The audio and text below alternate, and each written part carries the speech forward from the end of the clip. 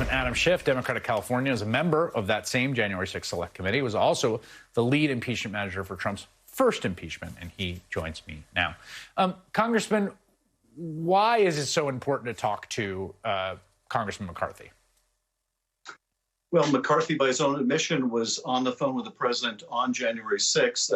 And as Liz Cheney said, trying to get the president to intervene and stop the violence. And yet the president did nothing for such a long time. McCarthy has said, sometimes in kind of a self-serving way, what he said in that conversation. He's told others. But he hasn't really said what the president's response was. And of course, that's vital to know what the president's actions were, what his inactions were, what his state of mind was. So there are few people that could speak to that better than McCarthy or Trump. That's why he's a key witness. What do you make of, what is your response to his announcing he won't cooperate with the inquiry? Look, it's not that surprising, even though he pledged that he would cooperate, that he would testify, because, he has been engaged in trying to cover for President Trump. Practically since the insurrection, there was that few days immediately after the attack on the Capitol where he was laying blame on Trump, but very soon he was down at Mar-a-Lago begging forgiveness. And ever since, he's been part of that effort to sweep this entire attack under the rug. So it's not surprising, hoping or wishing that he were an honorable and courageous person. There's little chance of that ever happening. That's just not who he is. But nonetheless, he is a key witness. We'll have to figure out now what to do about him. Well, I mean, I guess you're not going to get out ahead of the committee, but we are in interesting legal and sort of constitutional frontier here about compelling testimony from a fellow member of Congress for congressional inquiry. As far as I know, that hasn't happened. We haven't seen subpoenas for that kind of thing. How do you think about it?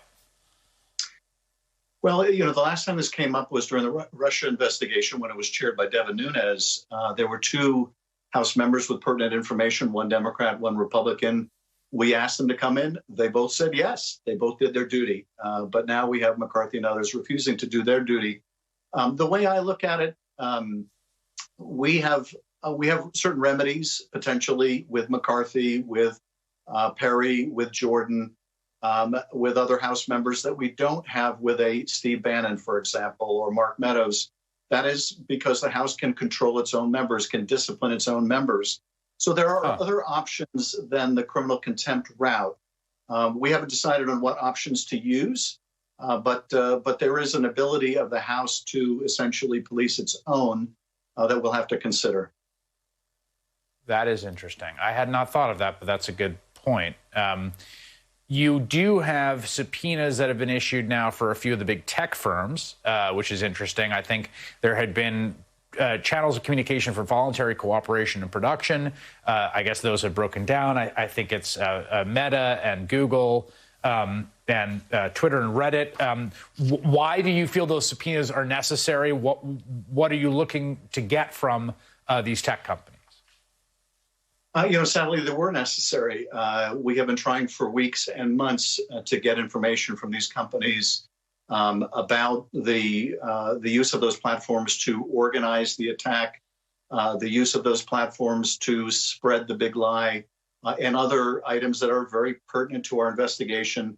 And frankly, it's been pulling teeth to get the relevant documents from these companies.